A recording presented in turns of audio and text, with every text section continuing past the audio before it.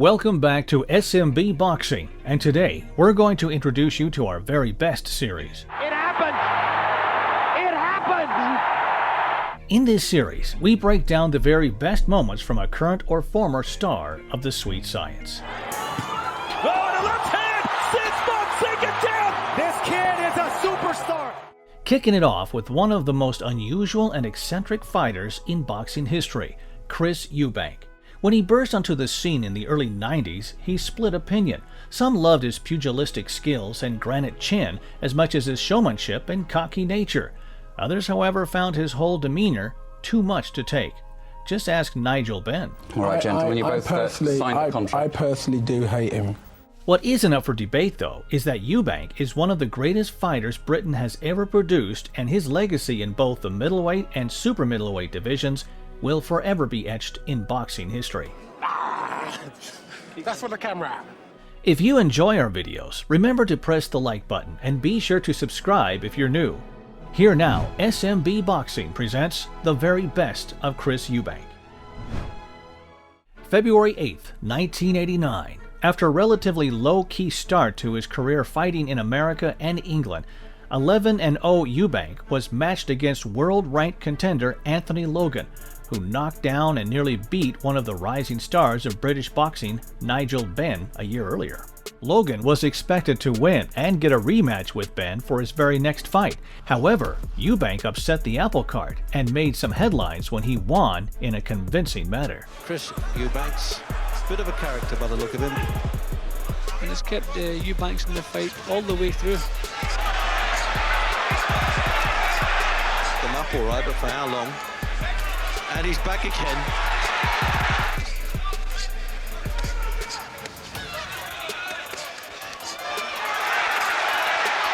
Well, Eubanks has definitely landed more punches to him, and if that's the name of the game, he's won it, and there it is.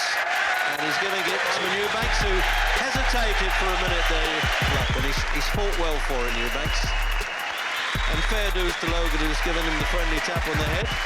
March 6th, 1990, now 17-0 and backed by promoter Barry Hearn, Eubank challenged Hugo Corti for the WBC International Middleweight belt. Eubank looks cold-eyed and ready. By this point, Eubank's eccentricity and showmanship was well known to the British public, but with a world title shot within reach, he was all business. I think it's going to be a difficult contest. Oh, good left hook from Eubank. Oh, too good. A left-right combination. And the Argentinian in trouble now. And Eubank senses it and pours it on. Different thing because Eubank's most British fighters. It started all of his own. Beautiful jab. And at times, Chris Eubank, the challenger, making the champion Hugo Corti miss with almost embarrassing ease. And he's going to have to start pulling it out of the bag. What a left hook. In actual fact, that it was the right hand that done the damage, not the left hook. Box on, and Eubank comes piling in, aiming to get this title. Oh, and he's getting through well, and all of a sudden he's exploding through on the Argentinian. He's in trouble. Eubank piles in for the title. What a flurry from the challenger. He's got the champion going in the very first seconds of this 7th round. And he's saying, well, can I get back in it? He's in trouble again. Come on, Eubanks, now do the stuff this time. When he had him going, a couple of rounds, and the referee's having a look at that left eye once again, the Belgian referee, and he wants the doctor's view on it. Eubank is already celebrating here. At the end of the fight. Chris Eubank has won that WBC International title a minute into the 8th. After the fight, Eubank, as he had done for over a year, called out the name of one man. You hear the people, they want Nigel Benn. I want Nigel Benn. I've been wanting him too long. Let's do it. Let's get it on.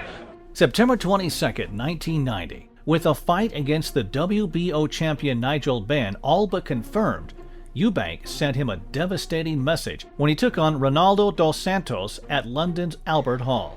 On paper, dos Santos was not the best opponent to date. However, the way Eubank casually knocked the Brazilian out inside 20 seconds and then stared emotionlessly into a ringside camera as he was being tended to made the win one of Eubank's most memorable. Eubank almost glides out of the ring, struts out of his corner. The first punch he throws. Count is 7. He's not going to make it. He hasn't. Oh, that's amazing. I'd like you to know, Nigel, that I can punch as hard as you. Only I am more controlled. This is why I shall take you out on the night of the 18th of November. You are mine, you belong to me. I am the man.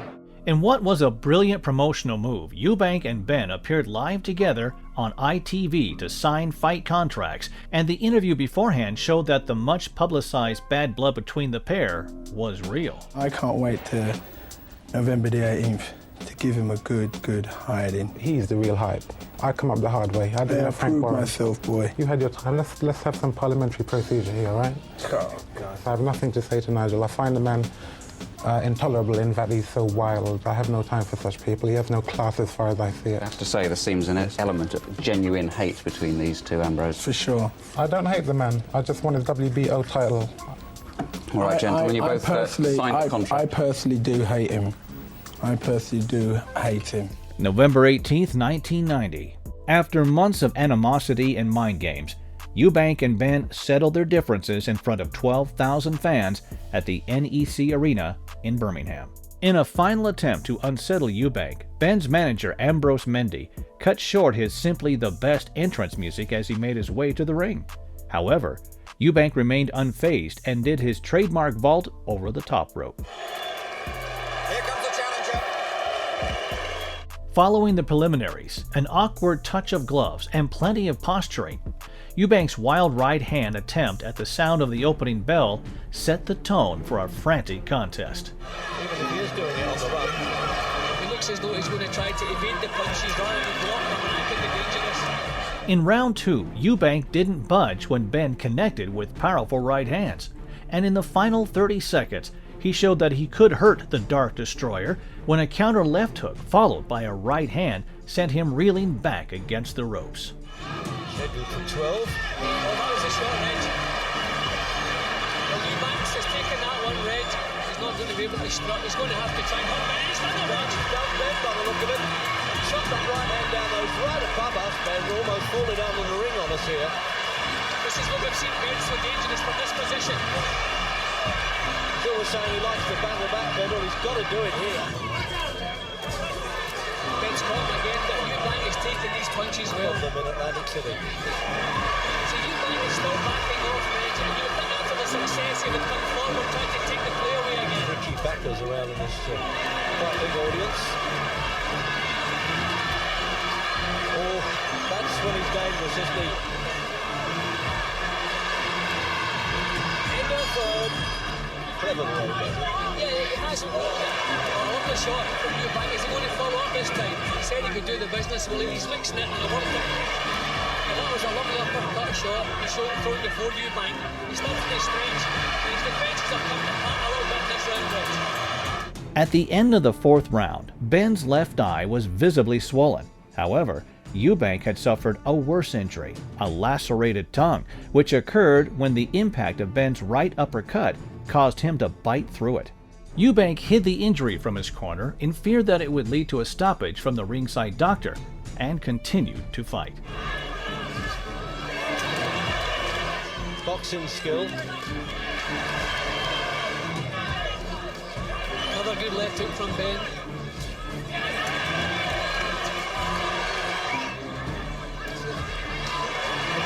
That was a good body punch.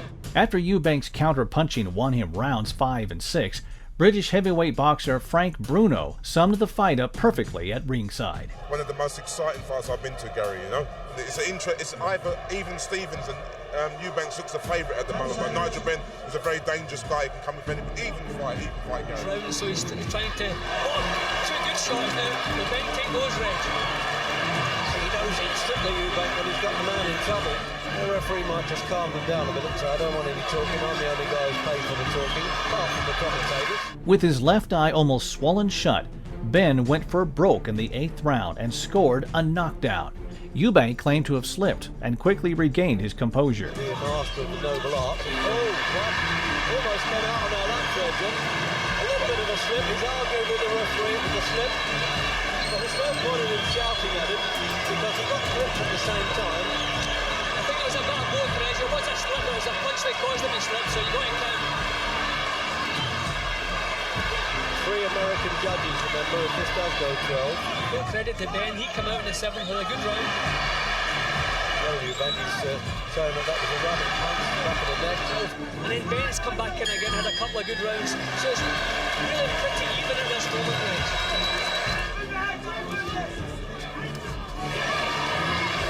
Threw a punch and missed, and he ducked away down, as he's been earlier. He's going to have to strike himself up. Maybe he needs to land a couple of shots like that. A classic 1-2 combination in the final 30 seconds of the 9th round visibly hurt Ben for the second time in the fight. Ben tried to hold, but this time Eubank would force the referee, Richard Steele, to intervene. There's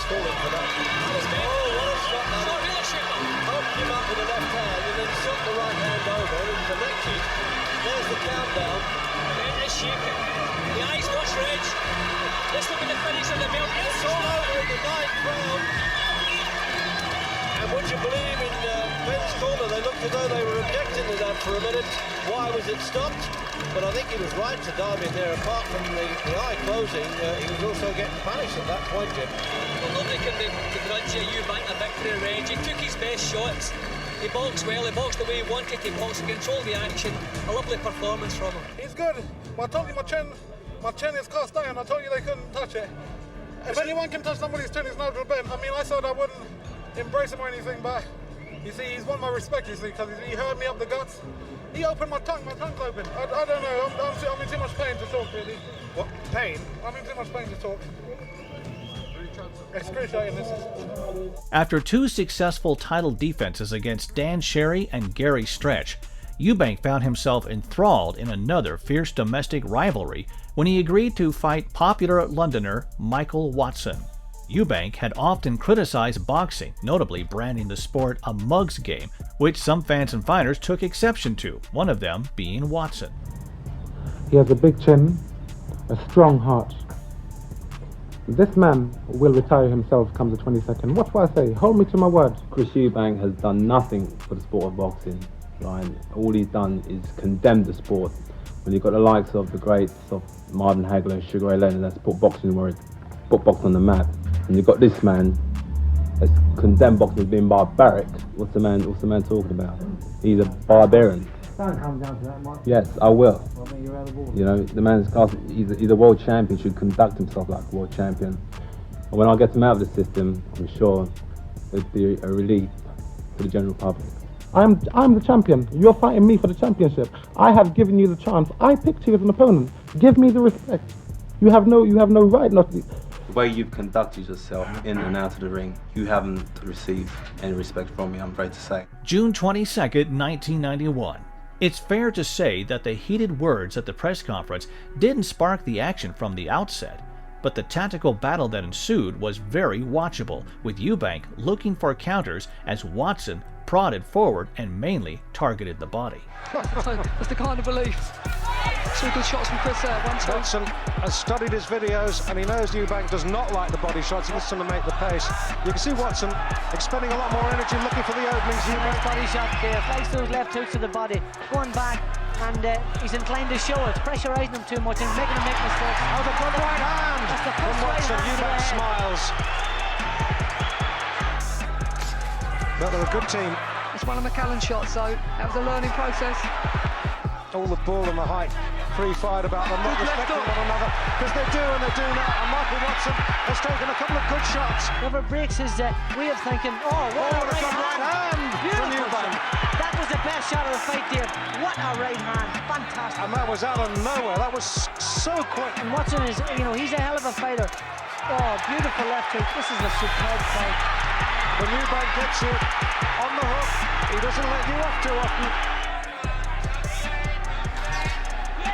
That's a good right hand from Watson outside counter. He knows he's got to keep his mind 100% on the job. And we know for sure that Eubank's got what he calls a cast iron chin. Here he goes again. All I can say to anyone looking in back home, the fight, the class, the moves, they speak for themselves. Walks and tries to set you up for a sneak right hand. Putting more emphasis on speed and and bunches of punches, not just one and two. Front at the moment. Good right uppercut from Chris Eubank. He's got to work now. Watch him turning southpaw there. Unorthodox again. That's a good left hook. That's the sort of shot to land. He's really hurt Watson there, but has he enough left to finish him? No, I don't think he's got the time in this round. Solid shot from Eubank. This is what it boils down to. Oh, he's got him again. Got him, put a sustained effort in. As round 9 came to a close, the consensus was that the fight was extremely close, which prompted the fighters to throw more caution to the wind in the final 3 rounds. It's even Stevens at the moment. It's all in the last 3 rounds. Look at Ronnie Davis slapping his face in the corner. He's saying, get your act together, come on. Noticeably, the remaining rounds also showed that Watson had more success when he aggressively pressured Eubank. Very brave. Watson's getting a little bit casual with his hands now. He needs to keep them up because Chris only needs one opening. They're both really determined now to back up all the pre-fight fight. Trying to lure Watson onto these destructive counters. I don't know, that was low, but Chris looked up for a split second, but coming back with shots of his own. He's in the gap. No good looking out the ring, no one's going to help you now. Eubank does look in a little bit of trouble in this round. He certainly is. He's going in the fight with those flaky punches, because that's what Watson's doing. Last 3 or 4 rounds, and he's landed some good ones, in particular those left hooks to the body. Chris has got to pull it out of the bag now. Good right hand. Another one, beautiful shot. Eubank pouring it on, but he's too tired to press on. Really impressive to the judges. This is a very beautiful left hook from Eubank. Good finish to this round. Watson staying cool, not panicking, but Chris is really going for broke now. Watson's still trying to take the fight. Chris got through a good right hand counter there. Now one of the people sitting on the fence and predicting a winner. Good right hand from Watson that time. He really is tired now, Chris. He'll be glad to hear the bell. This guy. This is one of the best I've seen for a long time. Both guys are going to think they've got the title. Following 12 completed rounds, Eubank claimed a majority decision victory that was instantly disputed by Watson, along with many at ringside and watching at home. The winner and still he's got it. Eubank has retained his title. I stayed with him. I was hitting him with clean shots. I was looking more classy than he was. He was aggressive, yes, but I was picking him up as he was coming forward. So I know I won that fight, regardless of what anyone has to say. Due to the first fight's close nature and public demand, Eubank and Watson agreed to a rematch just 3 months later. This time, the fight would be at the super middleweight limit with a vacant WBO world title on the line. You make me sick. You're pitiful. You lost the fight, right? I mean, that's the up and all of it. You're kidding yourself. You think so? Yes, I am. Let me explain something to you. I'm very pleased to be involved in this fight. Idiot, that's what you are. Thank you. I'm done with this press conference, man. Thank you. Right. Let me go because I'm just going to get some wet reviews. No. Really? Robin, take me out, man. Bye-bye, Chris. 21st September 1991. Taking place at White Hart Lane in London, Eubank and Watson's ferocious and dramatic second clash changed boxing forever. Well, Watson claimed he was robbed in the first contest, aiming to leave no such room for any doubts in this one. Picking up where he left off from the first fight, Watson set a hot pace and forced Eubank into fighting him at close quarters. Well, it's a fast start by Michael Watson. It's been a good round for Michael Watson so far. We mustn't talk about champions and challengers, remember. Good left hook from Watson to the body. 12 rounds. Eubank's first sustained attack. Eubank has got to try and punch back because, no question. Oh, Eubank putting together some good shots to the head. Michael Watson comes winging back. I don't think I've ever seen Chris Eubank in a fight at this pace. And no. It'd be interesting to see how he stands up to it. Watson gritting his teeth, marching forward. He's got to hurt him. That's a good right hand. But he's got to throw more than just one punch. Good defense. That got through. And so did that. Stopped a good right hand, Eubank, right down the pipe. I've heard him. And a look at confidence about Michael Watson now. Not you. He's putting a lot into these opening rounds. He may pay the price later. The right play. This is what Eubanks needs to do. Not mix it with Watson. Watson's physically very, very strong. Yeah, Eubank getting the jab to work now, and it's crisp and it's sharp. I'll tell you what, the action needs to have put in the opening few rounds, for me, is better than the 12 of the first fight. Absolutely brilliant.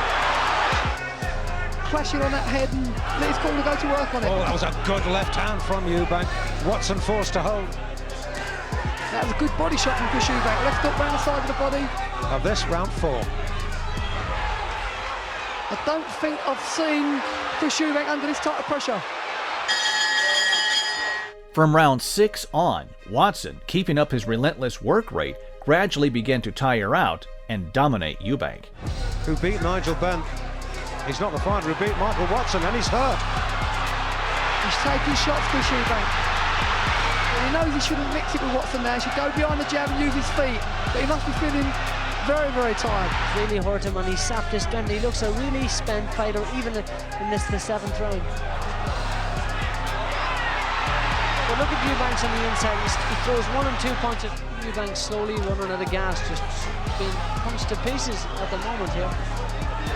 Yeah, another good round for Mike Watson, this.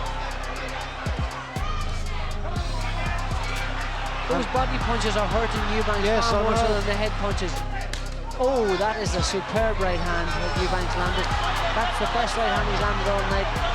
Yeah, he's absorbing the punch better, and obviously he's so much fitter. Good job, Watson's got a good chin. They both have. They both caught each other flush. Both missed. That was a sheer side-to-sideness. Big wild right hand, trying to get lucky and turn the tide. Things that Eubanks has wound him up about leading up to the fight, and he's feeding off of them now.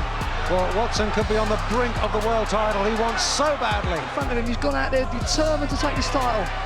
And he's marching forward and throwing punches at all times. This is Eubank's 29th fight, and maybe, just maybe, it's looking increasingly like his first ever professional defeat. He looks very tired. After soaking up what appeared to be a final desperate attack from Eubank in the 11th round, Watson put him down with a short right hand. Eubanks is on a roll here. This is it. This is his only chance. He's got to take it. Desperate trouble right over us. Is that Eubank's last hurrah, I wonder? Here comes Watson. It looks like it. Tonight's his night, Dave. I'll tell you, he's really hurting Eubanks here. And Eubanks looks on the verge of being stopped.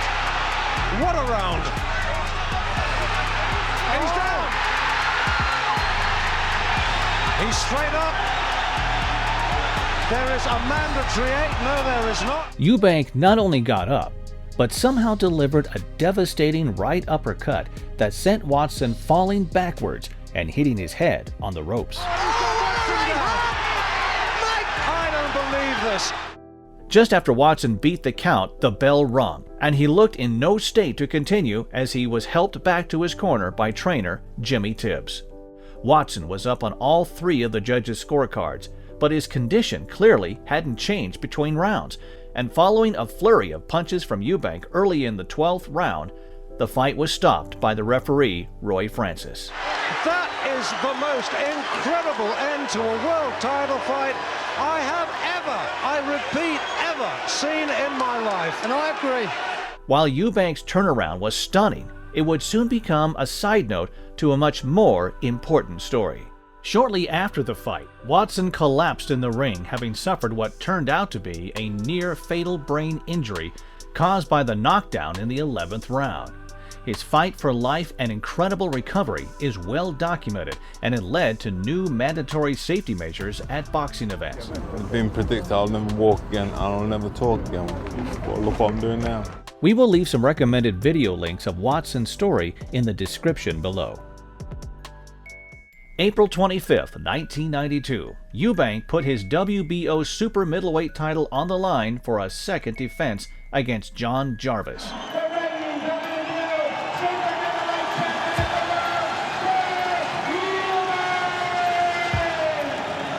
Despite coming into the bout as a late substitute, the American challenger had solid world title credentials and a respected 25-3 record. This is 12 rounds of boxing for the WBO version of the World Super Middleweight Champion.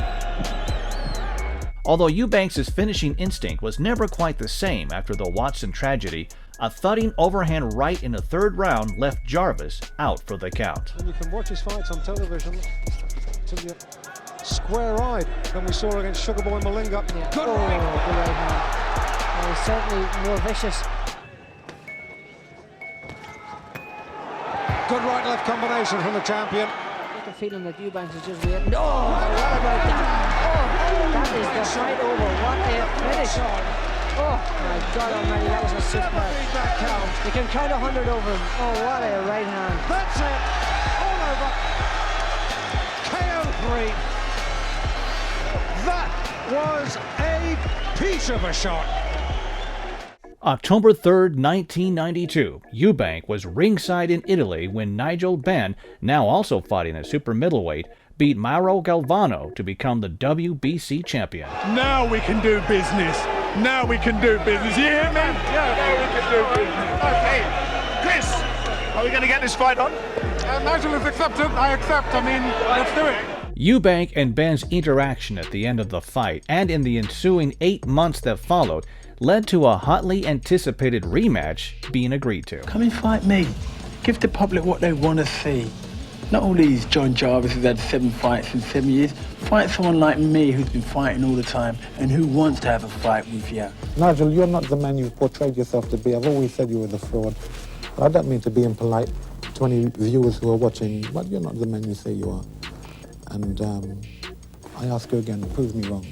October 9th, 1993, in front of 42,000 fans at Old Trafford and a reported 500 million watching worldwide, Eubank and Benn 2 was a unification showdown and a genuine super fight. The WBO super middleweight champion of the world, known as simply the best, Chris Eubank. Now unbeaten in 36 outings, which included 12 consecutive world title fights and 10 successful title defenses, Eubank made his way to the ring first in trademark fashion. Absolutely loved it. There it is. The ego has landed. Having won 10 fights in succession, including 3 defenses of his WBC title since the defeat to Eubank in 1990, Benn had a record of 37-2 and ring walked second, looking equally as confident as his bitter rival. They deserve every penny they can earn, these fellas, in the fight game. The underdog from a betting point of view then.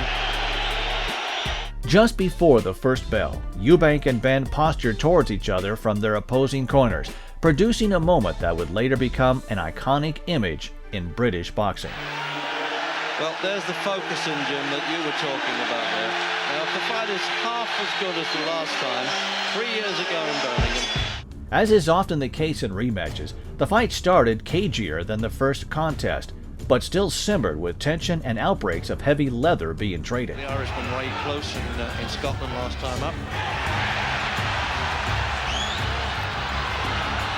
Newspaper literati, of course. This business was, so there's no way he's not got himself properly prepared for this.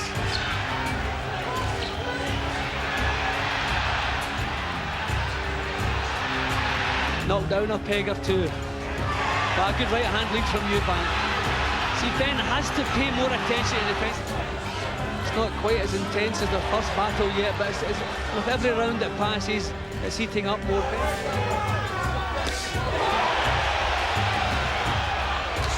Oh, good right hand punch there, Jim, right above us here. He's hurt Eubank. It looks as though Eubank would actually have the nerve to call him on there. I don't think it was hurt, Reg. There wasn't a change in his eyes. He stumbled after the punch. It was a good shot, but he was actually waving Benn on. But you can see he's thinking and his movements are sharp.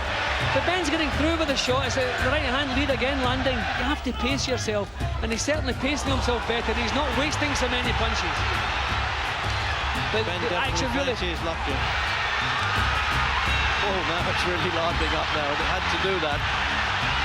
Loves to tear up Nigel Benn now. That suits him. He wants to draw Eubank into swapping punches. He knows he has the power to hurt him. Why is he doing this? It really is living up now to expectations, don't you think? This is what we expected, Reg, but Benn is the one doing all the silly things here. Oh, right above us there, Jim, I tell you. Had to draw in my breath there with that body punch that Eubank landed to both of them. While the big shots were still being exchanged, the action in the middle to late rounds became more scrappy than cagey, and after several warnings from the referee, Benn was docked a crucial point for a low blow in the 6th round. Yep, 1 point taken off. So Eubank starting now to put some step. A good right hand from Benn, but Eubank looking for some power on the right hand now.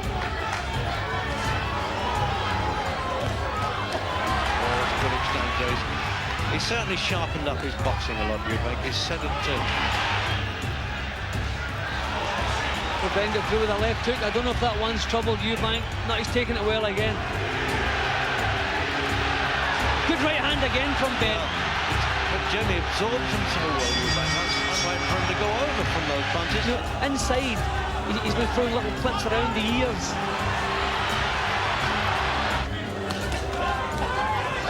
See a lot missing again. Benn, and when he misses with punches, he doesn't quite know what to do. Sponsored, of course, by the Daily Mirror and the newspapers, this fight.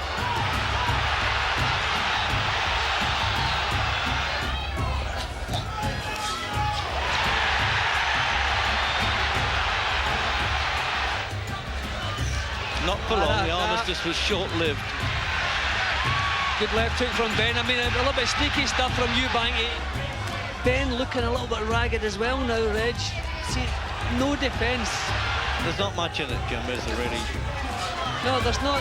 Benn actually looks a little bit as though one of the earlier punches has an effect on him, but he's not boxing well. He's taking too long to get his punches off up close. He's not throwing any punches. Oh, this great. Oh, good left hook. That's a beauty. That was a good shot from Benn. That was the one. Yeah, he's stumbling a bit there, Eubank. The legs are starting to betray him a bit. An excellent chin. Got to remember, there was a point deducted from Benn. Could that make a difference? If it's that close. Keep that chin low. Nice little chopping right hand from Benn. The event has made the whole thing. Oh, good left. Yep, see, Benn's leaving that chin. Back it comes when he's hot. There's a full-time chance here in the stadium, but here we go, here we go. At the conclusion of the 11th round, Eubank and Benn were rightly told in the corners that they had to win the final round to be victorious. Of course, Harry Gibbs. Big round, big round. Big round. Biggest round of your boxing career. Biggest round of your boxing career. You've got to win this. Come on. Get out and stop him, mate. Keep on top. He's at it. He's more tired than you. Let him cleanly go. The pep talks from the corners set up an explosive round as both men emptied their tanks and left it all in the ring. I'm wondering how you at home have got it. Oh, Benn, a lovely right hand to start the round, then two more. Eubank slipping on the canvas there. Left hook. Blowing hard, Benn, but he's still throwing more than his share of punches. They allow the opponent to do all the leading off, and that's what Benn's doing here. Not that they can find a winner here anyway. See Benn again, he looked very lazy in the 11th round, and I don't think he's got an awful lot left, but here he fires back again. I don't know if he thinks he's not enough in front race to coast. He should be thrown back here. And Eubank won the 11th on my card, and he's doing all the work in this one. There it is, all over. And we've got that long wait now. Eubank and Benn celebrated after the final bell, but the fight would end up being scored a majority draw, which meant that the pair kept their respective titles. Yes, it's a draw. Well, we thought Ben just stole it, Jim, but we weren't a bit surprised by a drawn decision. And would you believe, is it going to be a third time out? And I'm pleased basically to keep my unbeaten record, to keep my WBO World Championship, and I'm pleased that we'll probably get it on again. I haven't got any complaints with the draw. You know, it was a close fight. He hit me with some good shots. I hit him with some good shots, and you know, such is life. Despite the obvious calls for Eubank Benn 3, it would never materialize, unless you count their fight as gladiators in an arena for a TV documentary. You know what, Ron, let's bring some gloves tomorrow. We'll have just a little session. No, we don't even have to bring gloves. Well, we really don't have to. Them days of boxing are over. We don't have to bring gloves. Yeah, they're never going to allow it. February 5th, 1994. In his next fight after the Benn rematch, Eubank traveled to Germany to take on German Graziano Rocchigiani. The 6'3" southpaw challenger was a former IBF super middleweight champion and held an unbeaten 35-0 record. Ring walking second, Eubank memorably reveled in his role as the pantomime villain on the night, strutting through the hostile 11,000-strong crowd and staring down German hecklers from the ring apron. An unusual, a strangely unusual guy. He just, look at him, he's punching at this guy that stuck his hand out to shake hands with. My God, there you have it. Eubank doesn't like any of these Germans. He's gonna make it and rub it into them as much as he can. Well, let's see how he treats this crowd. Is he going to stand and try and stare them down, I wonder? He is, you know. Over he goes. It's his turf, this arena. Many boxing observers felt that Eubank had bitten off more than he could chew by fighting Rocchigiani in his own backyard. However, he proved the doubters wrong by executing a near-perfect game plan. So an unbelievable atmosphere, I tell you. We're having to shout to make ourselves heard. And Eubank's toughest fight for a very, very long time. So here we go, round one. Because Rocchigiani was known for having a tight peekaboo guard, Eubank frequently threw light and quick combinations to the head, which made Rocchigiani lift his guard up enough for him to drive home powerful body shots around or below the elbows. And Eubank is coming around the side of the elbow and landing some good solid body punches. Well, this is absolutely the start that the champion wanted. Additionally, Eubank used a lot of movement to create angles for his attacks and mixed up his shot selection to throw off Rocchigiani's timing and keep him guessing. He means those body shots there. See the way he's sinking the shots into the body, really banging them in with all his weight. In total, we counted 92 energy-sapping body shots from Eubank landing. Rocchigiani actually complained about the punches being low. Now those are on top of the cup protector. Good right hand, again, landed just in the bottom of the elbow. Really low. Didn't stop him throwing a good body shot there again. Come out for round four.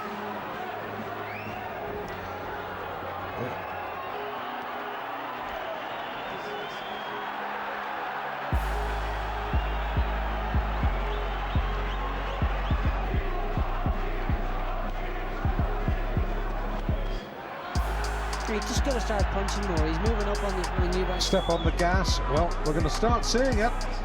Or we should start seeing it.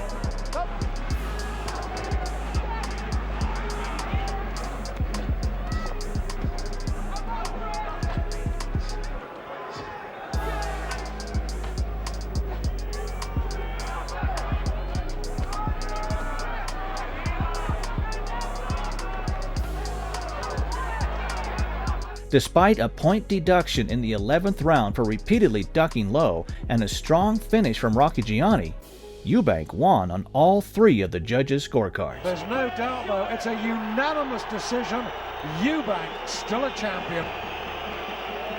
Eubank defended his WBO super middleweight title 5 more times, which in total was 14 successful defenses before Steve Collins became the first man to beat him in March 1995. Collins infamously spooked Eubank in the build-up by claiming that he had been hypnotized to not feel any pain.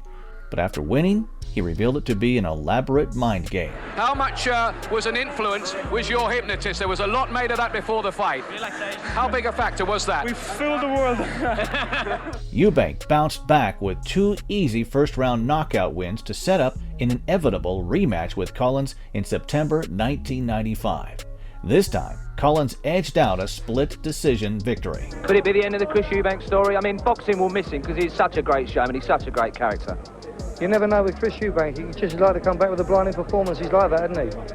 Shortly after losing to Collins again, Eubank announced his retirement from boxing, though he didn't hang the gloves up for too long. 13 months later, he re-emerged and won 2 tune-up fights abroad before stepping in at short notice to fight the up-and-coming Welshman Joe Calzaghe for his old and now vacant WBO super middleweight title in October 1997. Eubank got up off the canvas in round 1 and pushed Calzaghe all the way, but ultimately fell short on the scorecards.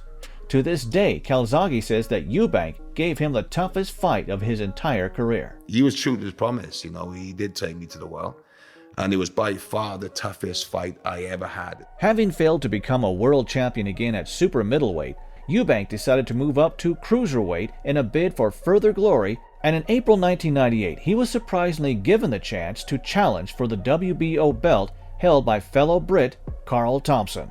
The bout, staged in Manchester, was a brutal battle between two experienced fighters. Eubank started on top, rocking Thompson in the second round and flooring him with a right uppercut in the fourth round. Kidology from Thompson, pretended to be hurt, and suckered Eubank in and looked at right hand, and now he's got him with a right uppercut. Right uppercut from Eubank, who needs to get to a neutral corner. As the rounds progressed, Thompson's strength and work on the inside saw him take control of the fight, and he landed several heavy blows, which caused Eubank's left eye to swell shut. The heavy shots.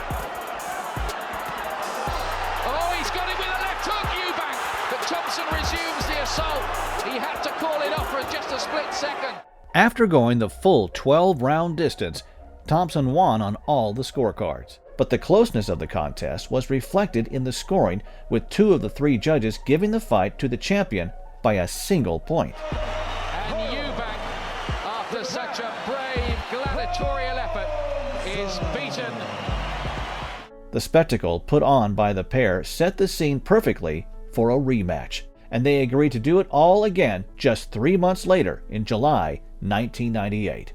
As was the case in the first fight, Eubank started the opening 4 rounds fiercely, landing the bigger punches to the head and body. But this time, Thompson was able to absorb his onslaughts without staggering or hitting the canvas. You see, they're very eye-catching guys, those punches of Eubank. He's having a good round here. It's still punch for punch where Thompson's concerned, though. He's taken his bit of stick, and now he's going to dish some out. There it is.